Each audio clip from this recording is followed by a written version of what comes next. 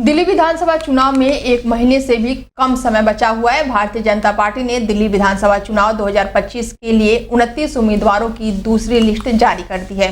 इस सूची में 5 महिलाओं को टिकट दिया गया है। शुक्रवार को बीजेपी के राष्ट्रीय अध्यक्ष जेपी नड्डा के घर बीजेपी और कोर कमेटी यानी सीईसी की भी बैठक हुई, जिसमें इन उम्मीदवारों के नाम तय किए गए। बीजेपी की दूसरी सूची में 5 महिलाओं को जगह दिया गया है, जिससे अब तक कुल महिलाएं उम्मीदवारों की संख्या 7 हो गई है। महिला सशक्तिकरण की दिशा में ये बीजेपी का एक और बड़ा कदम माना जा रहा है।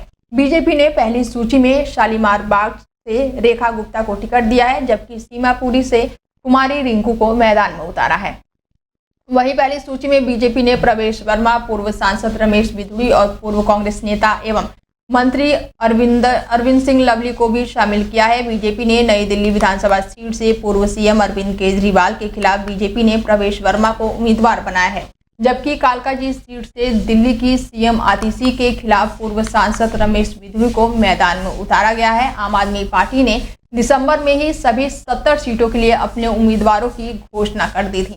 वहीं कांग्रेस ने अब तक 47 सीटों के लिए उम्मीदवार घोषित किए हैं। बीजेपी ने अब तक 70 में से 58 सीटों के लिए नामों की घोषणा कर दी है। बता दें कि दिल्ली की सभी 70 सीटों पर एक ही चरण में 5 फरवरी को वोटिंग होगी और रिजल्ट 8 फरवरी को आएंगे। बीजेपी की नई लिस्ट में 2 मौजूदा विधायकों का टिकट काटा गया है, जिसमें से गांधीनगर से अनिल वाजपेयी और करावल नगर से मोहन सिंह बिष्ट का नाम शामिल है।